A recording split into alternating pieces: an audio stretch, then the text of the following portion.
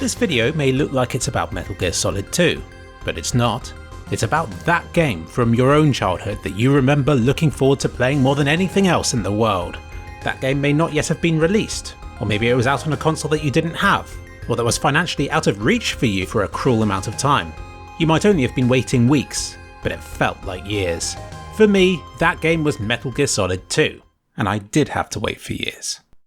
Old people used to talk about the good old days and how much they missed them, which I didn't understand because what they described sounded so much worse than what we have now. Plus, at that point I was young and living through my good old days, so I lacked the perspective to understand. But now I'm older, I do. The good old days were objectively worse, but it's because they were worse that everything we did have back then felt so much better. I count myself lucky that I lived through an era of gaming where you had to go out and to physically buy a game. That torturous shopping trip where you read the manual cover to cover as you impatiently waited to get back home again. Where the games you did have, you played to death because you didn't have anything better to do, and you had to spend months longing for the next game you could play. Your imagination filled in those gaps, of which there were many, and I think I had more enjoyment thinking about games I'd never played than I actually had from playing them. If you think about it, your fond memories probably aren't even from the game that you think they were from. It was probably from what your imagination thought that game was going to be like. And let's be real here. That version of it in your mind was far better than the actual game could ever be. So in a cruel way, that game you were looking forward to playing has never been made. Picture the scene. It's the year 2000, and I was 11 years old. I owned a PlayStation 1 and Metal Gear Solid, but the PlayStation 2 was on the way, and the flagship game was to be Metal Gear Solid 2. There was no way I was going to be able to play it. It had taken me years of begging to eventually get a PlayStation 1, so there was absolutely no chance I would get a PlayStation 2. But what I could get was the PlayStation 2 magazine. And bundled with it was a VHS tape, featuring 10 minutes of exclusive Metal Gear Solid 2 footage. I don't even know how many times I played that tape. That game was not a game to me. It was another realm that seemed too good to be true, too advanced and too sophisticated to ever come out on a disc or to grace my TV screen. Compared with the PlayStation 1's primitive, blocky visuals, Metal Gear Solid 2 seemed so advanced that they may as well have been reality. Breakable glass, shootable tarpaulins, exploding fruit. I wanted that stuff, and then I would definitely be happy forevermore. The only problem was, I couldn't have it. So I just watched that VHS tape over and over again, memorising the footage, planning how I'd play each section of it, and all the cool stuff I'd do. I had that whole thing figured out in my head, about how I'd be the best version of Solid Snake that I could be. The only thing I lacked was the game itself, and of course the PlayStation 2. That want for something you can't have wreaks havoc on an 11-year-old's mind, and my need for this game manifested itself in some weird ways.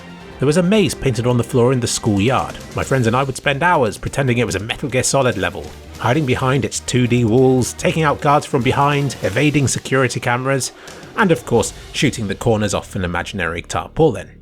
I spent all that time in that schoolyard trying to grasp what made that Metal Gear Solid 2 VHS video so great. Yet doing this never really fulfilled me, and Metal Gear Solid 2's appeal always hung just out of reach. I tried making a game like it on the Atari with shootable bottles and destructible glass windows. Later I got a PC and started doing it there as well. Yet even doing all this never quite scratched that Metal Gear Solid 2 itch.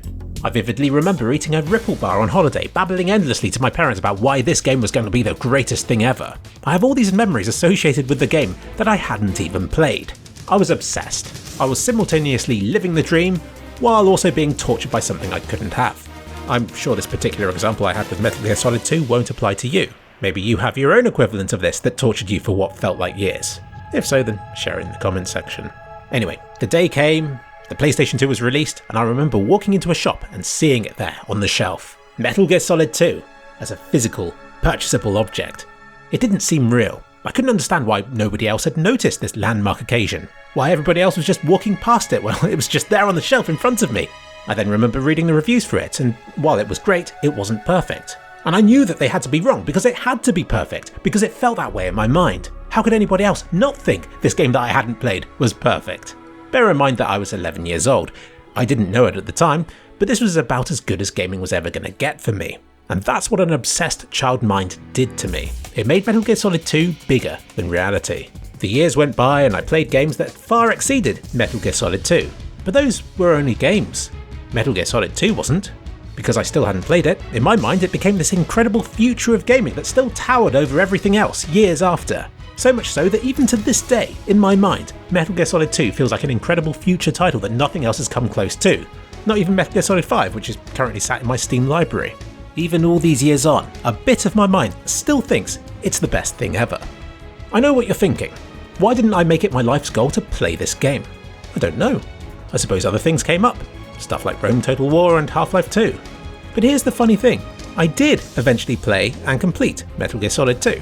I mean, I had to borrow it from the library and I played it on some terrible keyboard controls, but I did it, and it was alright. But I had left my playthrough of the game too late. There was no way to erase the perfect game that already existed up there in my mind.